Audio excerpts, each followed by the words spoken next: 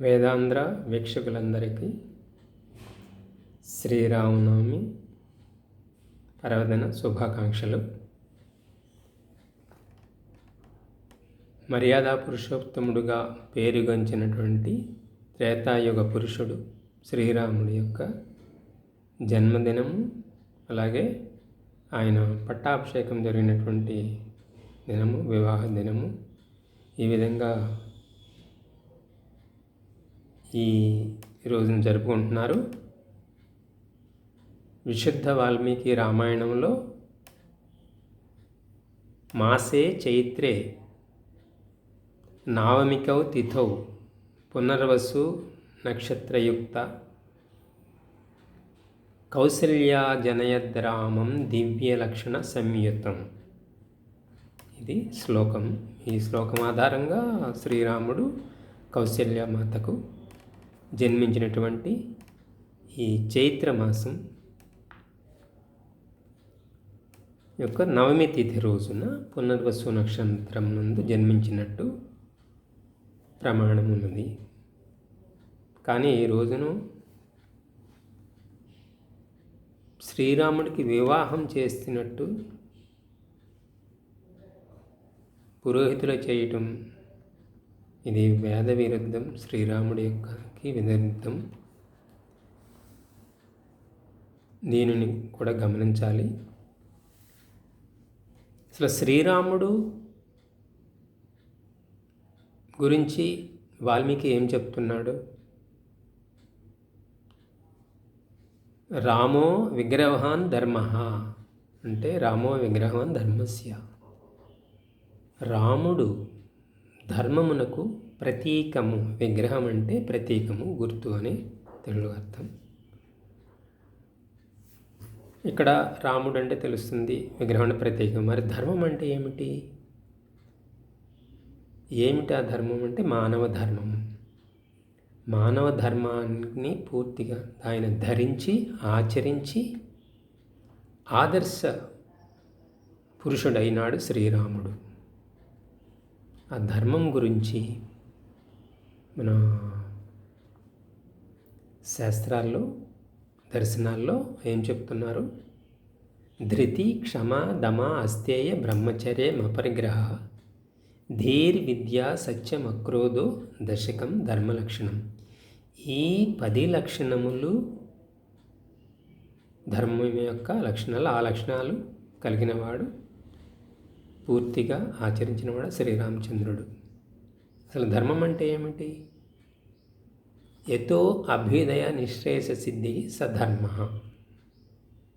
దానిని ధర్మం అంటారు. దేని వలన అభ్యుదయము మరియు దాని వలన నిశ్రేయసము, మోక్షము కలుగుతుందో దానిని ధర్మం అంటారు. అంటే ఈ భౌతిక జీవితంలో ధర్మానుకూలంగా నడుచుకుంటూ ఆ యొక్క ఈశ్వర ఉపాసన చేసినట్లయితే మోక్షం కలుగుతుంది.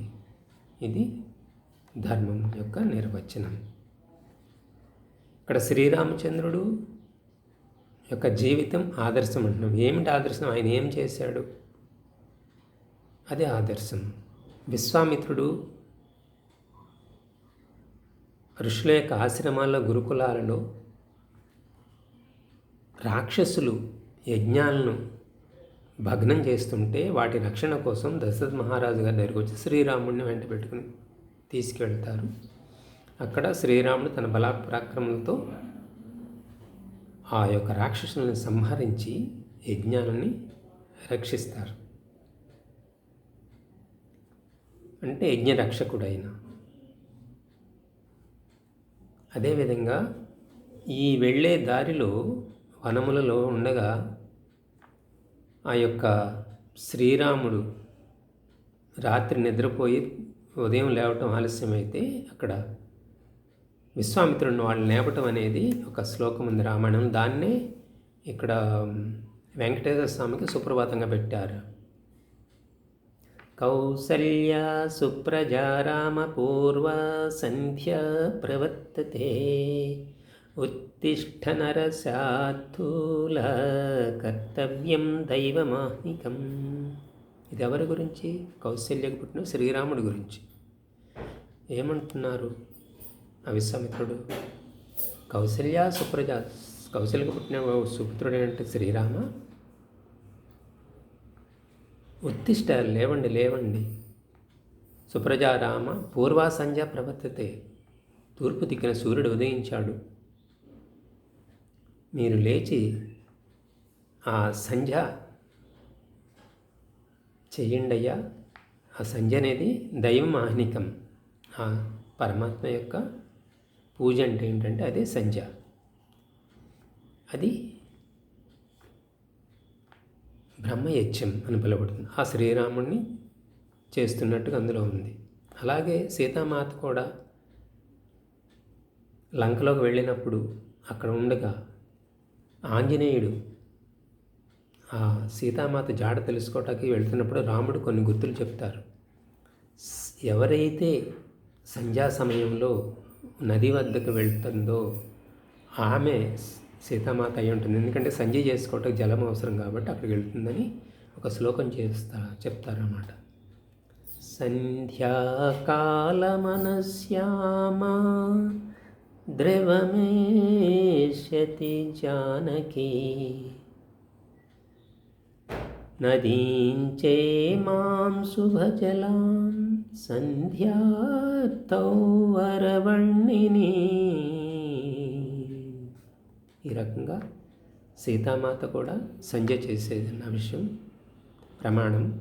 అంటే స్త్రీలు సంధ్య అంటేనే వైదిక విధి, వేద మంత్రాలతో చేసేటటువంటిది. కాబట్టి వేద పఠనం తెలియకుండా సంధ్య చేయటం కుదరదు. కాబట్టి సీతామాత కూడా వేదాలు చదివారు, స్త్రీలు కూడా చదవచ్చునే దానికి ప్రమాణకంగా సీతామాత నిరూపణ అక్కడ కనిపిస్తుంది. కాబట్టి మనమందరం కూడా ఆ ధర్మానికి ప్రత్యేకమైన శ్రీరామచంద్రుని యొక్క జీవితాన్ని ఆదర్శంగా తీసుకుని ఆయనలో ఉన్న గుణాలని మనం ఆచరిస్తూ ఆదర్శవంత జీవనం గడుపుదాం.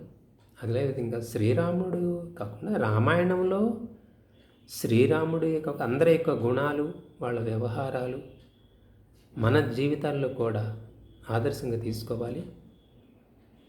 అనేక గుణాలు, గుణపాఠాలు కూడా ఈ రామాయణంలో ఉన్నాయి. దీన్ని పఠనం చేస్తూ మనము ఆ మానవ ధర్మాన్ని పాటిస్తూ రాముడికి ఆదర్శంగా జీవించినప్పుడు మాత్రమే మనం యథార్థ రామ భక్తులం అవుతాము. ఓం విషం.